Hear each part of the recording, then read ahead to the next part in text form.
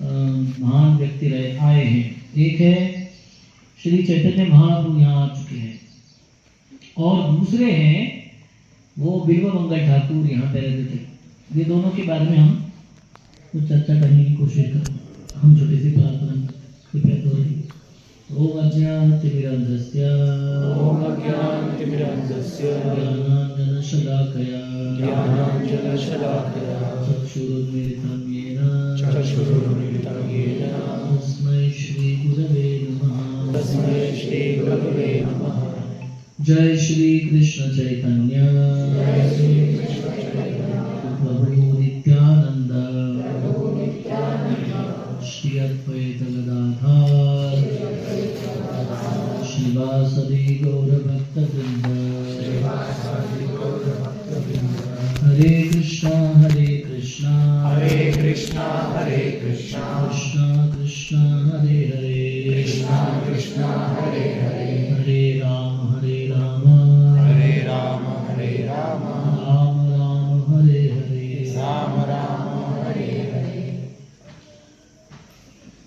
तो आपका कृष्ण वेलनेस संगम में बहुत स्वागत है। सब सारी चीज़ें बाजू में रखे, इलेक्शन के रिजल्ट बाजू में रखे, सारा चीज़ भूल के आप आज इधर धाम दर्शन के लिए आए हैं। विशेष है, बहुत महत्वपूर्ण है। आज की समाज व्यवस्था में नई धर्म के प्रति रुझान दिख रहा है। लोग बहुत ज़्यादा से ज़्यादा इंटरेस्ट दिखा रहे हैं भगवान के प्रति, अपने धर्म पालन के प्रति। मगर थोड़ा 5 मिनट 10 मिनट करते हैं एक दिन अपनी यात्रा में निकलना। आपके जैसे अच्छे भक्तों का सद्गुण है, तो मैं आप सभी को धन्यवाद देता हूँ। एक तो हमने यात्रा धूप में निकाली है, थोड़ी सी तकलीफ होगी, मगर इस जीवन में तकलीफ के बिना कुछ मिलता नहीं है। किसी को धनार्जन भी करना है, दुकान भी डाली है छोटी सी, और उसको चलाने के लिए 8 घंटा का ड्यूटी भी वहाँ देना पड़ता है। ऐसा नहीं कि कुछ किए नहीं, दुकान डाले, दरवाजा बंद करके मस्त अंदर पंखा लगा के AC लगा के करके सो रहे हैं, तो फिर क्या, कितने पैसे में कुछ नहीं मिलेगा। लेकिन तो कुछ भी प्राप्त करना है, थोड़ी सी मेहनत करनी पड़ती है। कम से कम आपसे तकलीफ होंगी, ऐसा अरेंजमेंट करके रखा है। मगर सूर्य देवता एकदम तत्पायमान है, उसके बाद भी देखिए आप शांति से यहाँ बैठे हैं। कितना अच्छा जगह है, गर्मी नहीं हो रही यहाँ, भले ही ठंडी नहीं लग रही मगर गर्मी नहीं हो रही। तो ऐसे कम से कम तकलीफ के द्वारा जाके भगवान की प्राप्ति करने का उद्देश्य इस यात्रा का है। कुछ समस्याएं होती है तो कृपया क्षमा कर दीजिए, और अपने हृदय को, मन को, प्रार्थनाओं को भगवान के पास लेके जाने की कोशिश कीजिए, जो हमारे घर में नहीं होता है। इसलिए हम यहाँ पे आते हैं। फिर यहाँ पे आके सुख सुविधाओं का अरेंजमेंट करना ऑर्गेनाइजर का काम है, और ना होने के बाद भी खुश रहना वो पार्टिसिपेट का काम है। तो मैं दोनों पार्ट कर रहा हूँ, ऑर्गेनाइजर भी हूँ, पार्टिसिपेट भी हूँ, इसलिए दोनों हम करने की कोशिश करना चाहिए। तो ऑर्गेनाइजर तो बहुत लगे हुए एकदम जम के, बहुत अच्छे से अच्छा अरेंजमेंट करने का, मगर कुछ त्रुटियाँ होती है तो आप सहन कर लीजिए उनको, और खुशी से इस यात्रा की अच्छे से अच्छे लाभ उठाने की कोशिश कीजिए। तो कलयुग में भगवान अवतरित होते हैं, पहले के युगों की तरह अवतरित नहीं होते हैं। पहले के युगों के दरम्यान अवतरित होते हैं, और क्या करते हैं, जो भी धर्म का पालन नहीं वो विनाश करते हैं उसका। बस रावण का विनाश कर दिया, कुंभकर्ण, इंद्रजीत, सब वाली सारे लंका का धर्म कर दिया, पूरा सब खत्म कर दिया उनको। और नरसिंहदेव आए, हिरण्यकशिपु और उसकी विशाल सेना सब खत्म, कुछ नहीं उनके साथ। और भगवान श्री कृष्ण तो आप जानते हैं, तीसरे दिन से पुत्रा के वध से चालू कर दिया, तो 125 साल में अपना महाभारत का युद्ध करके रोज हंगामा चलता था उनका। विनाशाय च दुष्कृताम्। फिर 3 युग हो गए, सतयुग हो गया, द्वापर हो गया, त्रेता हो गया। उसमें भगवान कृष्ण राम आते हैं, संहार करते हैं, जो भी अधर्म का पालन करते हैं उसका संहार करते हैं। कलयुग में भी भगवान आते हैं, मगर वो क्या करते हैं, वो अलग स्टाइल स्ट्रेटेजी अलग लेके आते हैं।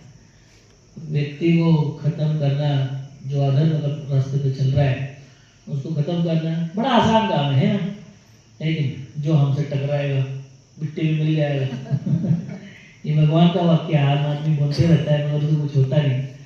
भगवान के साथ कोई टकराता है मिट्टी में मिल जाता है। ये आसान तरीका है धर्म को स्थापन करने का और अधर्म को नाश करने का। मगर ऐसे लोगों को मारते बैठेंगे तो उनका उद्धार कब होगा? अच्छा बनना, धार्मिक बनना, सुसंस्कृत बनना, भगवान का भक्त बनना, ये तो जरूरी है।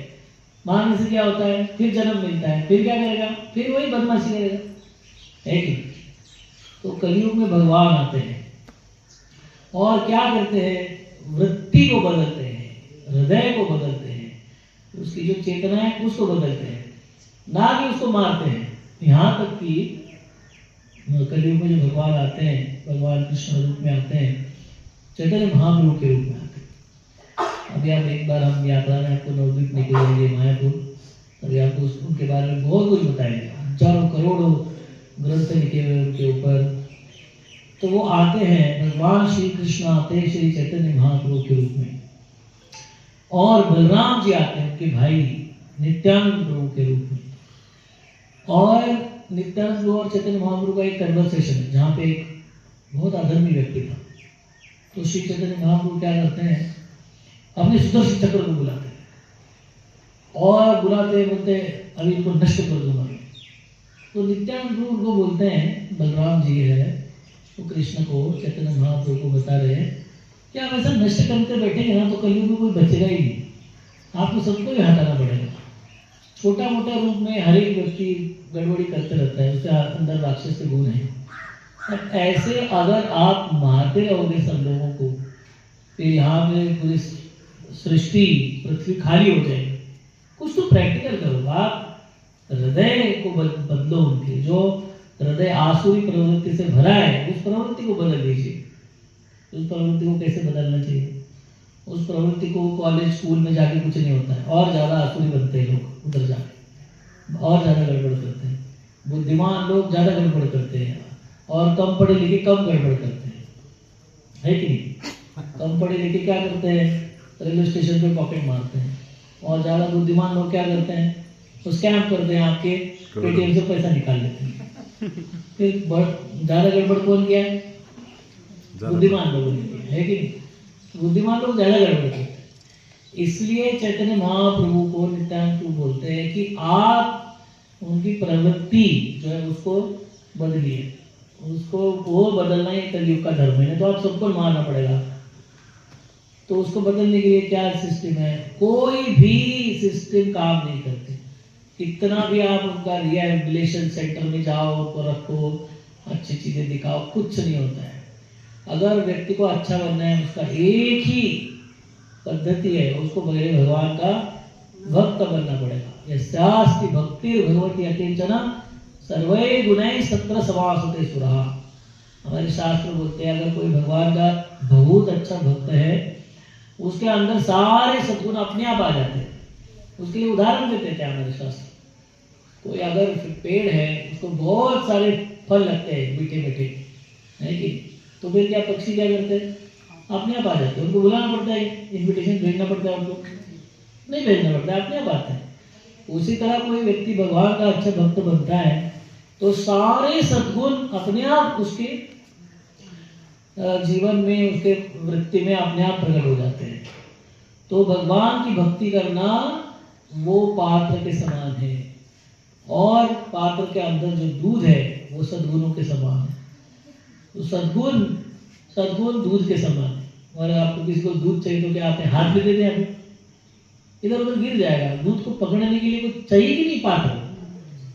आजकल थैली आप दूध इस्तेमाल करते हैं, कुछ तो चाहिए जो दूध को पकड़ने के लिए इस्तेमाल हो सकता है। डायरेक्ट दूध कितना भी बहुत सुंदर है, नेक्टर अमृत की तरह है दूध, उसको पकड़ने के लिए, स्टोर करने के लिए पात्र चाहिए। वो है पात्र जो इस्तेमाल करते हैं। तो उसी तरह भगवान की भक्ति वो पात्र है जो सद्गुणों को पकड़ के रखती है। जिनके पास भक्ति नहीं है उनके सारे सद्गुण कभी भी बह के इधर उधर चले जाएंगे। कब चले जाएंगे कुछ पता नहीं है। जैसे आप बिना पात्र को दूध डाल के इधर उधर बह जाता है कि नहीं, उसी तरह सारे सद्गुण नष्ट हो जाएंगे अगर कोई प्रामाणिकता से भगवान की भक्ति नहीं करता।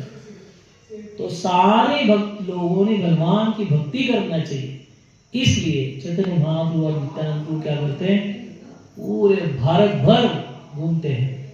और भक्ति करने के लिए क्या सबसे महत्वपूर्ण है, रोज प्रामाणिकता से भगवान का नाम लेना चाहिए। हरे कृष्णा कृष्णा कृष्णा हरे हरे, हरे राम राम राम हरे हरे। ऐसे रोज रोज रोज रोज रोज रोज नाम जप करने से, माला करने से धीरे धीरे धीरे धीरे हृदय की शुद्धि होती है। फिर आसुरिक प्रवृत्ति को त्याग होके एक दैवी व्यक्तिमत्व बनता है।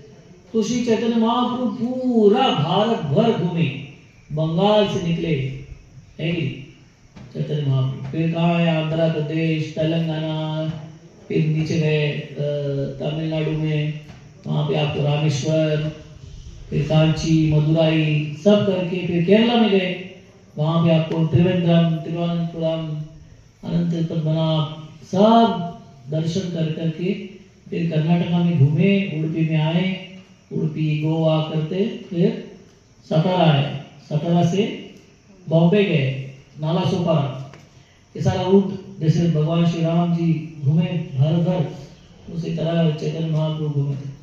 तो यहाँ से जाते वक्त कोल्हापुर से, सतारा से, पूना से बॉम्बे गए, बॉम्बे से वापस आंध्रा गए और आंध्रा से वापस अपने वेस्ट बंगाल में गए, वेस्ट बंगाल में। तो ऐसा उनका साउथ इंडिया का पूरा भारत भ्रमण किया उन्होंने 2 साल। पहले के जीवन में कहीं पे भी जाना है मतलब आपके पास 2 ही सिस्टम है, एक तो आप पैदल चलो, नहीं तो बैलगाड़ी, नहीं तो घोड़ा गाड़ी, बस। किसी के पास कोई अमीर हो, गरीब हो, राजा हो, औरंगजेब हो, कोई भी हो उसको एक तो चल के जाना है, नहीं तो बैलगाड़ी, नहीं तो घोड़े पे जाना है, और तीसरा रास्ता नहीं। किसी के पास गाड़ी, मोटर कार, हवाई जहाज कुछ नहीं। तो 2 साल भ्रमण कर करके चैतन्य महाप्रभु पूरे भारत भर, साउथ इंडिया को, दक्षिण भारत को पूरा भक्त बनाया उन्होंने। गांव गांव में लोग हरिनाम संकीर्तन करते थे आज भी। और उस जब वो साउथ इंडिया में निकले, ऐसे दक्षिण भारत में निकले, तो उन्होंने एक बहुत बड़ा भविष्यवाणी किया था जो आज 500 साल के बाद सच हुआ देखने को मिलता है। वो है भविष्यवाणी। क्या है वो भविष्यवाणी? पृथ्वी ते आचे जतर नगरादि ग्राम सर्वत्र प्रचार होए मरना। उन्होंने बोला भारत नहीं मगर पूरे विश्व के हर गांव में, हर शहर में, मेट्रोपॉलिस सिटी में, राजधानी में, हर देश में, हर एक जगह पे हरे कृष्ण महामंत्र का जप आपको सुनाई देगा, कीर्तन होते वक्त सुनाई देगा। ऐसा उन्होंने भविष्यवाणी किया था जो आप आज आपको देखने को मिलता है। सारे दुनिया भर हरे कृष्ण महामंत्र गाया जाता है, इस्कॉन के मंदिर में। तो ये उन्होंने दिखाने के लिए ऐसा होगा, कैसा होगा, गांव गांव में कीर्तन होगा, गांव गांव में भगवान का नाम लिया जाएगा और पूरे पृथ्वी भर भगवान कृष्ण के, भगवान श्री राम के भक्त देखने को मिलेंगे। ये दिखाने के लिए उन्होंने बोला जो मैं सैंपल दिखाता हूँ क्या होने वाला है। तो वो पूरा साउथ इंडिया घूम के उन्होंने इतने लोगों को भक्त बनाया कि कर्नाटक का राष्ट्र धर्म वैष्णव धर्म था उस टाइम पे, 500 साल पहले। मतलब आज जैसे हमारे देश का धर्म, पता नहीं कौन सा धर्म है हमारे देश का, खिचड़ी हो गया सारा, मगर तब वैष्णव धर्म पूरे कर्नाटक का वो धर्म था। तो ऐसा, और क्या होता था, एक गांव का एक भक्त, एक गांव का एक आदमी चैतन्य महाप्रभु को देखता था, इतना छोटा सा स्पर्श भी होता था या देखता था तो वो क्या होता था, वो भाव विभोर होता था। नाम जब कैसा करना चाहिए, नाम जब ऐसा नहीं करना चाहिए, माला कर रहे हैं, इधर देख रहे, उधर देख रहे, टीवी देख रहे, दूध वाले को भी बातें कर रहे हैं, गप्पे मार रहे, पेपर देख रहे हैं, टीवी देख रहे, बातें देख रहे, और माला भी चल रही। ऐसा माला नहीं करना। माला करते वक्त ऐसा बोला जाता है कि नयनम गलदाश्रुधाया वदनम हृदय गदगद हृदयाग्र्या पुलकैर्निशितं वपु गदा तव नाम गृहणे भविष्यति नयनम गलद अश्रुधार, मतलब यहाँ से धार निकलनी चाहिए पानी की आंखों से। ड्रामा नहीं करना है, मगर अपेक्षित है कि ऐसा होना चाहिए। तो भगवान का नाम लेने के बाद भागवतम बोलता है, क्या बोलता है भागवतम, हसती रोदती उन्माद नृत्यति लोकगा भाई। जब कोई भक्त भगवान का नाम लेता है तो क्या करता है, हंसता है, रोता है, कूदता है, कूदता है, जमीन पे लोटपोट होता रहता है, पागल होता है।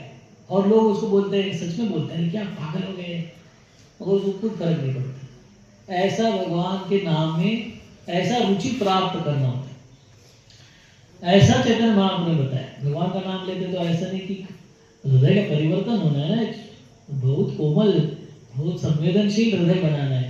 हमारा हृदय अभी कैसा हो गया, वो हमारे रोज के जीवन में, संघर्ष में, कंपटीशन में, ईर्ष्या में, द्वेष में, हमारा हृदय बहुत कठोर हो गया है। फिर हम नाम लेते हैं तो कुछ भी नहीं आता आंखों से हमें, मगर स्टेज बताई गई कि अगर कोई भक्त नाम लेता तो क्या होना चाहिए। तो ऐसा चैतन्य महाप्रभु ने साउथ इंडिया, दक्षिण भारत की यात्रा में करके दिखाया। एक गांव से एक आदमी आता था, उनको देखता था, वहां ही भक्त बन जाता, शुद्ध भक्त बनना। ये शुद्ध भक्त के लक्षण है। तो फिर देखता था वहां पे वो भक्त बन जाता था और नाम ले रहा है भगवान का, हरे कृष्ण महामंत्र गा रहा है, नाच रहा है, कूद रहा है, इतना आनंद हो रहा है उसको, है कि नहीं। खेड़ मांडियला वाळवंटी काठी नाचती वैष्णव भाई। आप तो दिल्ली जाएंगे गुना से, देहू से वगैरह, तो वारकरी भक्त लोग जाते हैं, कीर्तन करते हुए जाते हैं। वो क्या करते हैं, मुंह लटकाए रहते हैं, वो मेरे को 15 दिन चल के पागल गेड़ा बनाया मेरे को, ऐसे खुश रहते हैं वो, है कि नहीं। वहां कोई सुविधा नहीं है मगर सुख है। तो सुख होता है, कोई व्यक्ति आनंदी रहता है। तो फिर क्या, चैतन्य महाप्रभु को देखता था डिवोटी भक्त, फिर गांव में जाता, और जो उसको देखता था वो पागल हो जाता था, वो भी नाचने लगता, पूरा गांव नाचने लगता था, कीर्तन करता था। फिर उस गांव का व्यक्ति कोई दूसरे गांव में जाता था, एक ही, सारा गांव नहीं, एक जाता था, फिर वो 2 गांव कन्वर्ट हो जाता। ऐसे कर करके पूरा दक्षिण भारत को, हर एक गांव में चैतन्य महाप्रभु नहीं गए, मगर चैतन्य महाप्रभु को देखने वाला व्यक्ति कहीं ना कहीं गया और पूरा दक्षिण भारत को परिवर्तित किया। ऐसे करते करते करते करते करते लास्ट पार्ट में चैतन्य महाप्रभु यहाँ आए, और यहाँ आए तो उनको बहुत सुंदर लगा ये जगह, ये काशी की तरह बहुत विशेष है।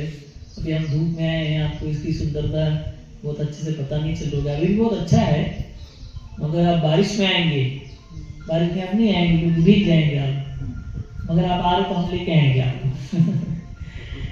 तो बारिश में आएंगे तो इतना सुंदर जगह है, दोनों नदियां भर भर के बहती है। यहाँ पे बाजू में मंदिर है, यहाँ पे बैठ के आप शांति से जप करते हो, कोई नहीं आता इधर, न गाड़ी आती है, न घोड़े आते हैं, कुछ नहीं है, अपने शहर से दूर है। भगवान के नाम में मन लगाने के लिए शांतता की आवश्यकता होती है, जिस प्रकार की शांतता की आवश्यकता होती है यहाँ पे है। तो बहुत अच्छा लगा ये जगह उनको। फिर यहाँ का इतिहास पता चला, तो यहाँ का इतिहास बहुत गहरा है। बिल्व मंगल ठाकुर नाम के एक महान भक्त हुए भगवान के, तो उनका इतिहास है, जितना भी मेरे को समझ में आता है उसको बताता हूँ। वो दक्षिण भारत के बहुत महान कवि थे, बहुत धनी व्यक्ति थे। 8वीं सदी में मतलब अभी 1200 साल पहले, आज से 8वीं सदी में वो बिल्व मंगल ठाकुर, जिनका नाम लीला सुख भी है, लीला शुक ऐसा है, तो वो यहाँ पे कुछ समय तक रहे और उन्होंने एक ग्रंथ रचना की है यहाँ पे। उसका नाम है कृष्ण करणामृत। कृष्ण करणामृत में भगवान के वृंदावन की लीलाओं का वर्णन है। इतना सुंदर वर्णन किया हुआ है, कैसे भगवान माखन चोरी की लीला करते हैं, कैसे भगवान कालिया का वध करते हैं, विस्तार से वर्णन है बाल लीला का। फिर उसके बाद पौगंड लीला का वर्णन है, यौवन लीला का वर्णन है, द्वारका की लीला का वर्णन है, और इतना सुंदर वर्णन किया है। और जो कविताएं उनकी लिखी बहुत सुंदर है, कान को बहुत मधुर अनुभव देती है। तो इसके लिए इसके नाम है कर्ण अमृत। कर्ण के लिए, कान के लिए ये अमृत है, इसलिए उसका नाम है कृष्ण कर्णामृत। बहुत सुंदर ग्रंथ है, आज भी अवेलेबल है, मगर बहुत उच्च स्तर की लीलाएं का वर्णन किया, इसलिए हम बार बार उसको किसी को भी बांटते नहीं है, मगर विशेष लीलाओं का वर्णन किया है। भगवान श्री कृष्ण एक बार घर में माखन चोरी करते हैं, साइड में बैठ के माखन खा रहे, यशोदा माई के घर में ही बैठ के, हरे कृष्णा ये संगीत को थोड़ा विराम देंगे तो अच्छा होगा, साइलेंट पे रख के, ये शांति की जगह है, शांति बनाए रखे अच्छा होगा। तो भगवान क्या बोलते हैं, कृष्ण कर्णामृत। कृष्ण कर्णामृत। तो भगवान एक दिन क्या करते हैं, घर में चोरी करते हैं। पहले घर पे चोरी करना है, charity begins from home. Next practice चोरी करना है, बाहर जाके चोरी करना है, पहले होम ग्राउंड पे खेलना चाहिए ना पहले। तो इसलिए मैं घर में चोरी करके साइड में बैठ के खा रहे, तो यशोदा माई उनको पकड़ती, बस खाना क्या कर रहे हो। तो उनका जो महल था ना, उनके महल की जो दीवार थे, वो दीवारें कांच के जैसे सुंदर रत्न से बनी, तो उसको अंदर दिख रहा था। तो भगवान इंस्टेंटली स्टोरी बनाते उधर के उधर, स्पॉन्टेनियस ड्रामा उसको बोलते, बोले मैं नहीं खा रहा हूँ, ये खा रहा है। वो जो अंदर दिख रहा है ना, वो खा रहा है, मैं नहीं खा रहा। ये खा रहा है, हाँ बोले ये लेके भाग रहा था, इसको मैंने पकड़ा, मटकी वापस ले लिया मैंने, अपने घर में चोरी करने आया था। यशोदा मैं हंस रही है और मन में बोले क्या नाटक कर रहा है बेचारा, इतना होशियार है। बच्चे होशियारी करते तो माँ बाप को अच्छा लगता है, मगर गड़बड़ तरीके से होशियारी करते तो थोड़ा दुख भी लगता है। तो यशोदा मैं बोल रहे दिमाग चलाना है तो थोड़ा अच्छे काम के लिए चलाओ, बुरे काम के लिए चला रहे हो दिमाग। बोले ये खा रहा है, मैं नहीं खा रहा, उससे मैं मटकी वापस ले लूँ। बोले तुम्हारे हाथ में तो माखन दिख रहा है। बोले मैं इसको कुछ भी लेके नहीं देना चाहता था, इसलिए मैंने निकाल दिया उसके हाथ का सारा माखन, इसलिए मेरे हाथ को लग गया, मैंने नहीं निकाला माखन। अच्छा तो चलो उसमें फिर मुंह को क्यों लगाया, मटकी तो वापस ले लिया, हाथ का माखन ले लिया, मुंह को क्यों लगाया। बोले बहुत निकाला था इसने हाथ में माखन, मेरे हाथ में बैठ नहीं रहा था, झूठा था, मटकी में नहीं डालता था, फिर कोई जगह नहीं मिली तो मैंने मुंह में डाल दिया। अरे कोई जगह ही नहीं मिली मेरे को माखन रखने की, इतना अच्छा माखन फेंक थोड़ी देता डस्टबिन में मैं। तो फिर आपने बनाया, खुद के हाथ से बनाया वाला माखन था। अभी देखो जस्टिफिकेशन करने का तरीका होता ना, कुछ भी कर भी गलती नहीं मानने का। बोले मैं उसको फेंक थोड़ी देता था, मैं कहाँ रखूँ उसको, है कि नहीं, झूठा भी था तो मटकी में भी डाल नहीं सकता था, हाथ में मेरे सामान नहीं रहता, मैं क्या करूँ, इसलिए मैंने मुंह में डाल दिया। मैंने नहीं खाया, बचा रहा था मेरा माखन, अपना घर का माखन। तो यशोदा माई बोलती कुछ बोल के कुछ फायदा नहीं, हर एक चीज का जवाब उल्टा ही दे रहे। तो ये सारी लीलाओं का वर्णन कृष्ण कर्णामृत में दिया हुआ है। और रोज नया कुछ तो बहाना बनाते थे भगवान, और रोज बोलते थे मैंने चोरी नहीं किया है, बाकी लोगों ने किया होगा मगर मैंने नहीं चोरी किया। और हर बार जैसे आजकल वकील सफाई देता है ना, कुछ भी करो वो सफेद करके देता है आपको, सब काला लेके जाओ उसके पास केस, और वो इधर का नियम उधर का नियम, इधर का नियम ऐसा नहीं, इसका मतलब वो, उसका मतलब ये, ऐसा कर करके सफेद कर देता है। तो उसी तरह भगवान भी, और लोगों को मजा आता है उसका, है कि नहीं, इतने अच्छा बच्चा, छोटा सा बच्चा इतना अच्छा बोल रहा है, तो भगवान के ऊपर बहुत प्रसन्न होते हैं। ऐसे सारे लीलाओं का वर्णन बिल्वमंगल ठाकुर ने अपने कृष्ण कर्णामृत में किया, हजारों लीलाओं का वर्णन किया। तो ऐसे वर्णन करते हैं कि बिल्वमंगल ठाकुर वो एक कैसे भक्त बने उसकी भी कथा है। वो रहते थे जहाँ पे, तो अपने जीवन में वो एक बार पागल हो गए। एक बहुत सुंदर महिला थी, महिला की लड़की थी उनके गांव में, तो उनके प्रति बहुत आकर्षित हो गए, तो उनको मिलने जाते थे। फिर एक दिन इतने पागल हो गए, उनके पागलपन की हद बताई गई है हमारे शास्त्रों में, उनके इतिहास में। तो क्या होगा, वो एक दिन उनके पिताजी का श्राद्ध था, श्राद्ध होने के टाइम पे बारिश हो रही थी और नदी को बाढ़ आई थी। वो श्राद्ध छोड़ दिया आपने पिताजी का उधर, और कहा गए भाग उधर मिलने के लिए जा रहे। तो तो उनका जहाँ पे घर था और वो महिला का यहाँ घर था, उसके बीच में नदी थी और बाढ़ आई उधर। तो अभी कैसे जाएंगे दूसरी तरफ, और कुछ दिख भी नहीं रहा था, बिजली कड़क रही थी, अंधेरा था। फिर उसके बाद नदी में छलांग लगाई और तैरने के लिए पानी में कुछ तो तैर रहा था, तो उसको पकड़ा उन्होंने, उसको पकड़ के दूसरे साइड में चले गए। और फिर वहां पे जाने के बाद उन्होंने देखा वो तो लकड़ी वगैरह कुछ नहीं था, वो एक शव था जो पानी में भर के बड़ा हो गया था और पानी के ऊपर तैर रहा। उसको पकड़ के उन्होंने नदी क्रॉस की। और फिर जाने के बाद उधर घर पे गए, तो घर बंद था उनका, और 2-3 माले का घर था, शायद 2 माले का। तो ऊपर चढ़ने का कोशिश किया उन्होंने गेट से अंदर जाने के लिए, तो चढ़ने के लिए कुछ नहीं था। तो वहां पे एक रस्सी के जैसा उसको बड़ा लंबा सा रोप दिखा, रस्सी दिखी, तो उसको पकड़ के वो चढ़े, अंदर चढ़ के गए। तो उतना बदबू मार रहा है, वो शव को पकड़ के आए हैं, वो पानी में भीगे हैं, सब गंदगी हो चुकी है। और ऊपर आने के बाद उनका नाम चिंतामणि था, वो सुंदर लड़की का नाम। तो चिंतामणि पूछते आप कैसे ऊपर कैसे आए? बोले वो रस्सी लटक रही है ना, उसको पकड़ के आए हैं। तो जाके देखा गैलरी में रस्सी नहीं था, वो जहरीला सांप था, कोबरा, उसको पकड़ के आए। और इतना नहीं, घर में श्राद्ध चल रहा है वो छोड़ दिया, पुत्र है भगवान, तो ये सब करके इधर आए। तो चिंतामणि जो थी वो बहुत अच्छी भक्त भी थी भगवान की। तो उनके जीवन में एक बहुत बड़ा चमत्कार हुआ उसे कि चिंतामणि ने उनको बोला, अगर इतना प्रेम तुम्हारा भगवान कृष्ण के प्रति होता था तो आज तक भगवत धाम पहुंच जाते थे, है कि नहीं? आप हड्डी मांस से बनाने वाला, रक्त खून से बनाने वाला शरीर के प्रति आप आकर्षित होके आप इतने पागल हो सकते हैं। उतने हमारा तो सुंदरता टेम्पररी है, 10, 20, 30, 40 साल रहेगी, उसके बाद सब बूढ़े हो जाते हैं, फिर सुंदर नहीं दिखते, है कि नहीं? एक बॉलीवुड में हमारे बॉम्बे में हीरोइन थी हिंदी पिक्चर में, और एक दिन आईने में देखते देखते एक बाल दिखा जो वाइट हो गया है, मेरे को उनका नाम नहीं पता अभी, है बहुत बहुत सुंदर थे वो, और वो हिट हीरोइन थे, और एक बाल सुंदर दिखा। उसके बाद पिक्चर में काम करना बंद कर दिया और उसके बाद फोटो खींचना बंद कर दिया।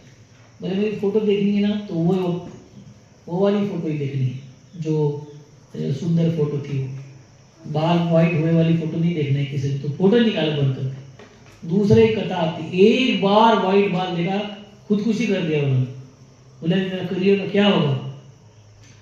तो हमारी सुंदरता बहुत टेम्पररी है। तो चिंतामणि बिल्वमंगल ठाकुर को बोलती है, भक्त बने नहीं थे वो, नॉर्मल दुनिया के लोग थे वो।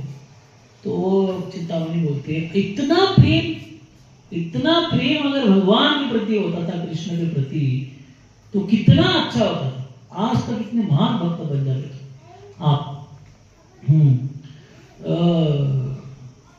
हमारे भक्तिविनोद ठाकुर गाते हैं, ऐसी लाइन गाते हैं, विषय जे प्रीति होए आशाय अमार, से ही मत प्रीति हो चरणे तुम्हार। भगवान को गाते हैं, इस दुनिया के विषयों को भोगने के लिए जो प्रीति है मेरे पास, आधा घंटा डेटा बंद हो गया तो कैसे झटपट करता है आदमी, आज ऐसे लगता है उसको अभी जान आने वाली है। डेटा डाउनलोड नहीं हो रहा है, स्टेटस नहीं दिख रहे, लोगों के पोस्ट नहीं आ रहे, कितना परेशान हो जाता है। अगर इतना परेशानी भगवान का दर्शन प्राप्त करने के लिए कोई महसूस करता है तो कितना महान भक्त बन जाएगा। ये सब टेम्पररी चीजें हैं, जीवन के कार्य करने चाहिए, कर्तव्य करने चाहिए, जब तक इस जीवन में है उस तक हमारे जीवन की जो जरूरी चीजें वो करने चाहिए, मगर आसक्ति भगवान के प्रति होनी चाहिए, यहाँ के प्रति कर्तव्य होना चाहिए और भगवान के प्रति आसक्ति होनी चाहिए। और दुनिया बराबर उसको उल्टा कर देती है। इस दुनिया के प्रति आसक्त होते हैं, खाने के प्रति, सोने के प्रति, सुनने के प्रति, है कि नहीं? एक सीरियल गया तो ऐसा लगता है कि वो सीरियल का वो जो पार्ट मिस हो गया, वो देखे बिना मेरा जीवन अधूरा हो गया। कैसे भी करके उसको कंप्लीट करना है ताकि अगला वाला जो एपिसोड है वो देखना चाहिए। मगर 2-4 सत्संग में तो कुछ दुख नहीं होता है ना, क्या प्रॉब्लम, हर बार वही चेक करता है, क्या फर्क पड़ता है 2-4 संडे गए तो, है कि नहीं? मगर सीरियल गया तो आत्मा यहाँ से ऊपर के मुंह तक आता है, गिर के बाहर गिर के मर जाएगा, ऐसा होता है। तो विषय जे प्रीति होए आशाए अमार, इस दुनिया के विषय के प्रति जो प्रीति है वो उस तरह की प्रीति से ही मत प्रीति हो चरणे तुम्हार। और हिंदी पिक्चरों ने, अंग्रेजी पिक्चरों ने तो पागल बना दिए, है कि नहीं? एक आधा लड़का लड़की के प्रति आसक्त होता है या लड़के लड़के के प्रति आसक्त होती है, जो मन में आए करते हैं। फिर हमने घर छोड़ा है, सपनों को छोड़ा है, बताने दूर भाग जाएंगे, माँ बाप को नहीं बताएंगे, कुछ नहीं चाहिए हमको, किसी का सपोर्ट नहीं चाहिए, हम अपनी दुनिया बनाएंगे, ये करेंगे वो करेंगे। 5 दिन में वापस आते झगड़ा करके, वो बात अलग है, मगर बोलते तो बड़ी बड़ी, ऐसा लगता है कि अभी दुनिया उनके लिए खिलौना हो गया है, कुछ भी कर सकते हो उसके साथ, है कि नहीं? ऐसी कविताएं लिखने में और गाने में कुछ फर्क नहीं पड़ता है, मगर घर के चौखट के बाहर पाव रखने के बाद पता चलता है कि मम्मी पापा क्या कर रहे थे हमारे लिए। तो बहुत बुरा हालत है। मगर वो चिंता नहीं, उनको बोलते अरे पागल, तुमको अकल है क्या? इतना मेहनत अगर भगवान को प्राप्त करने के लिए मतलब मुर्दे को पकड़ के आए, लगा भी नहीं, समझ में भी नहीं आया कि मुर्दे को, शव अपने घर का भी आदमी होता है तो उसको कोई गले नहीं लगाता, तो चलो निकालो उसको बाहर से किसी जल्दी 2 घंटे के अंदर। रिश्तेदार बहुत दूर वाले थे, उनको बोल जब जल्दी आओ, फ्लाइट करके आओ, इधर ज्यादा नहीं रखना। अपने घर वालों के शरीर शव को कोई हाथ नहीं लगाता। किधर का शव किधर नदी में बह रहा है उसको पकड़ के, सांप को पकड़ के आए ऊपर। इतना पागलपन तुम्हारे भगवान के प्रति होता था तो आज तक कृष्ण की प्राप्ति हो जाएगी तुमको। पागल तो कृष्ण के लिए बनो, मेरे लिए क्या बन रहे हो? मैं 10 साल के बाद बूढ़ी लगूंगी, छोड़ के चले जाओगे मेरे को। तो फिर वहां पे लिखा हुआ है, इतिहास बताता है, उनके दिमाग पे बिजली कड़की उठे जब उन्होंने शब्द सुना कि इतना पागल तो कृष्ण के लिए होता तो कितना अच्छा होता था। तो उस दिन बिलो मंगल ठाकुर छोड़ दिया सब, जाने दो, बोले जा रहा हूं मैं वृंदावन, सब छोड़ दिया उन्होंने, वृंदावन के निकल गए यहाँ से। फिर अभी क्या है, एक दिन में कोई अपनी इच्छाओं के ऊपर, वासनाओं के ऊपर कोई विजय प्राप्त नहीं कर सकते। वृंदावन में जाते जाते फिर एक उनको लड़की देखी बहुत सुंदर, फिर उसके पीछे भाग रहे थे, फिर भागे, उनके घर तक भागे। तो फिर उनके घर वालों ने पूछा क्या चाहिए आपको? तो बिलो मंगल ठाकुर बहुत दुखी हो गए। बोले क्या है मेरा इंद्रिय मेरे, भगवान के प्रति आकर्षित होने की जगह दुनिया के प्रति आकर्षित होते रहते। बोले वो माता जी की जो हेयर पिन है ना वो दे दो, जो मैं इतिहास है आपको एज इट इज बता रहा हूँ। तो हेयर पिन चाहिए, अभी कोई मांग रहा है हेयर पिन, क्या नहीं हेयर पिन है, थोड़ा इसमें क्या महत्व होता है, दे दिया उन दोनों ने। उन्हें हेयर पिन लिया, दोनों आंखों में दोनों हेयर पिन डाल के अपने आप को अंधा कर दिया। बोले नहीं चाहिए, दुनिया को नहीं देख रहे हैं मेरे को, भगवान के पास जाने के लिए दुनिया मेरे को बाधा बन रही है, मैं दुनिया के सारे दरवाजों को ही बंद करता हूँ। सबसे ज्यादा ये संसार आंखों के द्वारा घुसता है हृदय में। 1 मिनट, हाँ क्या हुआ?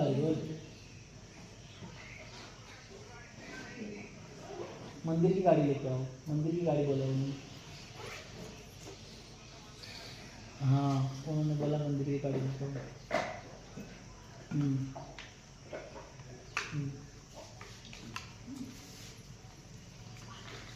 तो वो क्या करते हैं,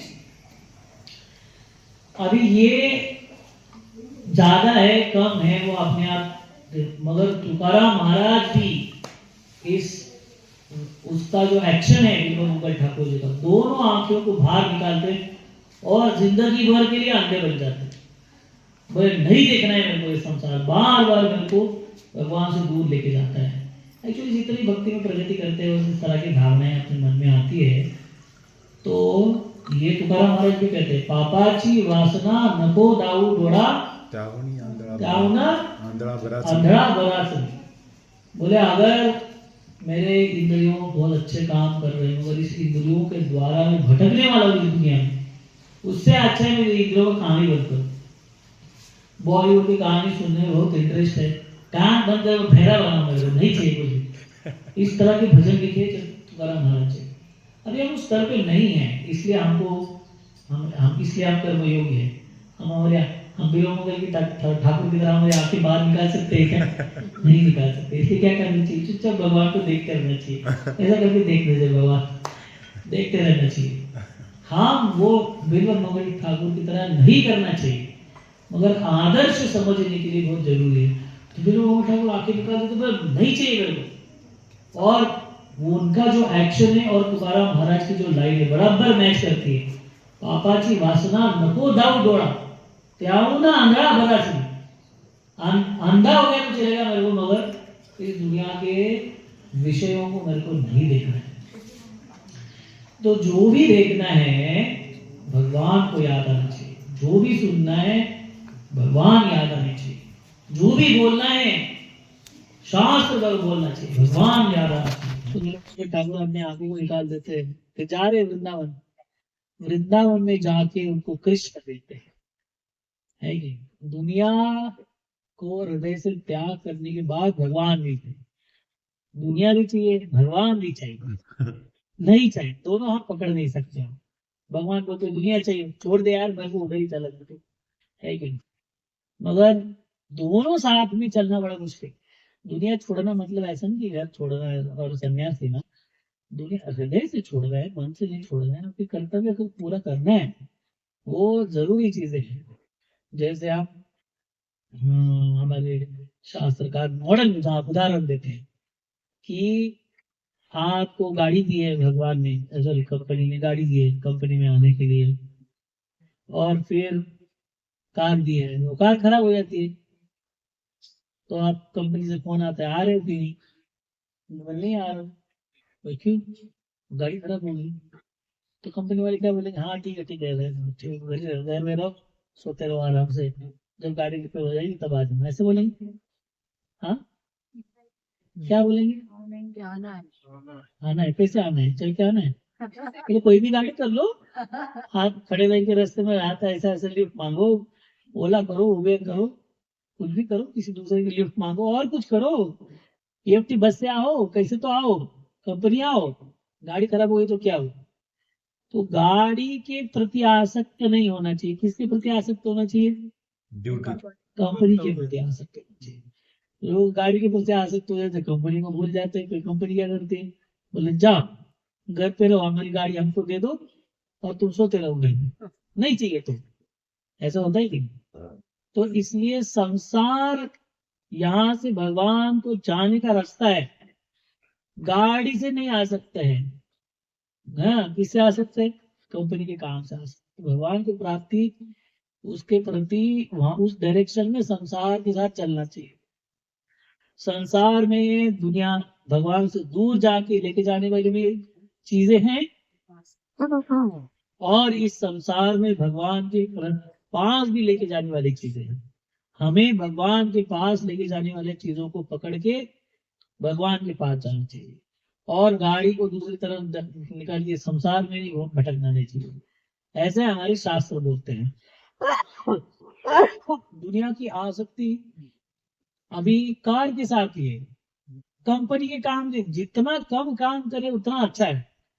सिक लीव लेने का और पेड लीव, ये लीव वो लीव, कैसे भी करके टोपियां लगाओ उनको, कम से कम काम करो, और कार मात्र सबसे बड़ी से बड़ी चाहिए। कंपनी ने बोला कौन सी चाहिए, बोले ये तो कितना सैंक्शन करवाने वाले बताओ तुम लोग, 25 लाख देने वाले 40। कार बड़ी चाहिए, कंपनी का काम बहुत छोटा चाहिए, इस दुनिया का नहीं है। तो भगवान के साथ भी हमारा ऐसे ही संबंध होता है। संसार बहुत बड़ा चाहिए हमको, तो भगवान का ही है। मगर भगवान चलो 5 मिनट अगरबत्ती खा बस 5 मिनट बहुत हो गया, मगर एक बार टीवी लगता है तो 12 1 2 दिन रात जागरण करता है, जागरण। माता का जागरण होता है जागरण बोल और एक टीवी का जागरण। टीवी का जागरण रोज करते हैं, माता का जागरण दिमाग दिमाग। फिर उसमें रोटेशन मारते हैं, 12 से 1 तुम बैठने का, 1 से 2 तुम बैठने का, 2 से 3 तुम बैठने का। और टीवी लग गया तो सारे एक साथ बैठने का, और उधर से जाने का नहीं, उधर ही बैठने का। खाना पीना उधर आएगा। इसलिए संसार पहुंचने का मार्ग है, संसार रहने का मार्ग नहीं है। लोग क्या करते हैं, कंपनी जाते नहीं है, कार को ही लेते बैठते हैं घर पे बैठ। अरे भैया जॉब भी चला जाएगा, कार से जाओ। कार खराब होगी, दूसरी कार से जाओ। संसार माध्यम है, संसार में रहना चाहिए, संसार में कर्तव्य करना चाहिए। मगर करते करते कार को धोना चाहिए, पेट्रोल भरना चाहिए, उसको ठीक रखना चाहिए, उसका सर्विसिंग करना चाहिए। मगर ये सब करके कंपनी में जाना भी चाहिए। धो धो के फ्लैट आपने पार्किंग लॉट में उसको रोज धो रहे और हिल ही नहीं रहे हो, गाय रही, तो फिर उधर से फोन आता है, भैया तुम घर पे रहना। तो इसलिए भगवान ने संसार दिया है यहाँ पे, खाने के लिए, पीने के लिए, जीने के लिए, मजा करने के लिए, सब दिया है। और ये करते करते करते क्या होना चाहिए, गाड़ी जानी चाहिए भगवान के तरफ, तब कुछ मतलब है उसमें। मगर विषय, संसार के जो विषय है, इतने लोगों को ग्रस्त कर देते हैं कि आगे का जर्नी बंद हो जाता है, उधर ही बैठा रहता है, भगवान की तरफ जाते ही नहीं। तो इसलिए एक महान संत बल्लभ ठाकुर के जैसे आते हैं, दिखाते क्या करना, एक दिन क्या करना नहीं चाहिए। फिर वो एक उदाहरण है ये, अच्छा अच्छा उदाहरण है, इसे तात्पर्य निकाले, इसको, इसका अनुकरण हम नहीं कर सकते। हम कर सकते हैं क्या अनुकरण? आपको 2 3 दिया अभी तो निकालेंगे आप अपने आंखें? नहीं, हम अनुकरण नहीं कर सकते। और अनुकरण करने के लिए यहाँ वर्णन किया नहीं है, इसका अनुसरण करना चाहिए अपने जीवन में। मैं इसको कैसे करूँ? जो भी भगवान के होते, तुकाराम महाराज बोले, पापा की वासना हो दारोगे, जो भी वासनाएं भगवान से दूर लेके जाती है उसको मैं त्याग कर देता हूँ। इस तरह से उसको आत्मसात करना चाहिए, अंगीकार करना चाहिए, उसका अनुकरण करना चाहिए। फिर ऐसे बिल्व मंगल ठाकुर वृंदावन जाते हैं। फिर वृंदावन जाते हैं, अभी भगवान को कितना अच्छा लग रहा होगा, सोचिए आप। उनके भगवान को बिल्व मंगल ठाकुर के तरह लग रहा होगा कि मुझे, मुझसे अपना चित्त ना हटे, इसलिए इसने अपने आंखों का त्याग कर दिया है। भगवान कितने खुश हो रहे हैं आप सोचो। आप, बारिश हो रही है कड़की एकदम, और सब तरफ बाढ़ आ चुकी है, सब कुछ हो गया। उसके बाद एक आधा आदमी कंपनी पहुंचता है काम करने के लिए टाइम, कंपनी वाले कितने खुश हो जाते हैं, उसको अप्रेजल दे रहे 5% इंक्रीज कर दिया तुम्हारा, है कि नहीं? कुछ भी करते हैं तो, संघर्ष करते हैं तो खुश हो जाता है ना, आपने जिसको बात की संघर्ष कर रहे हैं। पहली पगार होती है तो बच्चे माँ बाप के लिए, तो माँ के लिए बनारसी शालू लाएगा 10,000 रुपए का, पिताजी के लिए सलवार कमीज मस्त है एकदम, मोदी को जैकेट जैकेट ले जाएगा खर्चा करके, कितना अच्छा लगेगा। माँ बाप तो कुछ संघर्ष करके कुछ सेवा करते तो बहुत अच्छा लगता है कि नहीं? तो उसी तरह भगवान इतने खुश हो गए, मेरे से चित्त दूर नहीं जाना चाहिए, इसलिए आंखें मुड़ गया। फिर क्या करते, रोज उसको भगवान मिलने आते वृंदावन, रोज मटकी लेके आएंगे, उनको दूध देंगे, मक्खन खिलाएंगे, उनके साथ बातें करेंगे। तो उनको समझ में इतना सुंदर बालक दिख नहीं रहा है उनको, आवाज आ रहा है, स्पर्श हो रहा है, सुगंध आ रहा है। कृष्ण का, कृष्ण जहाँ पे तो सुवास, उनका नाम, कृष्ण का नाम है सुवास, उनको सुगंध आता है जहाँ पे कृष्ण आते हैं तो वो उनको लगता है कौन है ये बालक, ऐसा बालक मैंने जीवन में कभी नहीं, इतना सुंदर, इतना मीठी मीठी बातें करता रहता है। तो महीनों के बाद उनको पता चलता है, एक दिन रोज ही स्पर्श करते थे भगवान को, एक दिन स्पर्श, इलेक्ट्रिक झटका लगता है, मतलब हरने वाला नहीं लगता है वो, इलेक्ट्रिसिटी वाला, दिव्य। एकदम स्फूर्ति वाला झटका लगता है, और उनको दिव्यता लगती है, मतलब कुछ तो अलग है ये। फिर उनको उस दिन पता चलता है, अरे मैं इतने महीनों से, इतने दिन तक जिनसे बात कर रहा था, तो भगवान कृष्ण में तो पहचान ही नहीं पाया। फिर भगवान कृष्ण को बोलते हैं बिलो मंगल में आपसे बहुत खुश है, कितना भक्ति करते हो, 24 घंटा तुम्हारा मन मेरे में लगा रहता है। मैं ना तुमको एक आशीर्वाद देना चाहती हूँ। मैं तुम्हारी दृष्टि वापस करने के लिए तैयार हूँ। तुम्हारे जो तुमको दिखता नहीं है, मैं तुमको दृष्टि देने के लिए तैयार हूँ। बोले मंगल ठाकुर फिर 1 मिनट सोचो। बोले नहीं नहीं, मेरे को कोई दृष्टि विष्टि कुछ नहीं चाहिए। ऑलरेडी जितनी मेरे को दृष्टि दी थी उसका मैंने गलत इस्तेमाल करके पागलपन किया है। अभी इस जीवन में मैंने व्रत लिया है कि मेरे को कोई दृष्टि नहीं चाहिए। तो भगवान के ऊपर स्पेशल कृपा करते हैं, फिर उनको भगवान दिखते हैं मगर सृष्टि बाकी की दिखती नहीं है। अलग अलग वर्जन है इसके, बहुत अच्छे अच्छे हैं। तो उसके बाद वो महान भक्त बनते हैं बिल्व मंगल ठाकुर। और इतने आंधे होने के बाद भी, दृष्टिहीन होने के बाद भी, ये कृष्ण करुणामृत नाम के ग्रंथ का वो लिखते हैं। अभी उसमें विवाद है, यहाँ लिखते हैं कि वहां लिखते हैं, मगर कहीं तो लिखते हैं। फिर चैतन्य महाप्रभु जब यहाँ पे आते हैं तो श्री चैतन्य महाप्रभु को इतना अच्छा लगता है वो ग्रंथ कि यहाँ पे रहते हैं 2-4 दिन, उसका कॉपी बनाते हैं। पहले भी जब हमने कॉपी बनाना है, मतलब कागज के झाड़ के पत्ते लो, उसके ऊपर लिखो, सब कुछ करो, लंबा कार्यक्रम था। तो यहाँ पे उसको कॉपी बनाते हैं, फिर अपने साथ लेके जाते हैं बंगाल। तो ऐसी ये महान कहानी है। अपने जीवन में इससे शिक्षाएं प्राप्त करनी चाहिए और एक निर्णय लेना चाहिए कि मैं भी बहुत अच्छा भक्ति करूंगा। मेरे भी सारे इंद्रियों को, वृत्तियों को, इच्छाओं को भगवान की संलग्न न करूंगा। अभी पिछले 4 महीने से हम लोग कर्मयोग सीख रहे हैं, तीसरे अध्याय भगवद गीता में, उसमें वो यही लिखा हुआ है। तो यह बहुत अच्छी शिक्षा बलवंत ठाकुर यहाँ पे देते हैं। इसलिए आप यहाँ पे जरूर दर्शन कीजिए, प्रार्थना कीजिए कि आप भी बिलोमंगल ठाकुर की तरह एक मन से, एकाग्रता से ये भगवान कृष्ण की भक्ति करें। ऐसी प्रार्थना बिलोमंगल ठाकुर को, चैतन्य महाप्रभु को, श्री राम जी को करके बस में आइए, यहाँ से निकलते हैं, हमारे काम पे जाएंगे। हरे कृष्ण। हरे चैतन्य महाप्रभु की, श्री बिलोमंगल ठाकुर की, कृष्ण विलास संगम धाम की। हरे कृष्ण।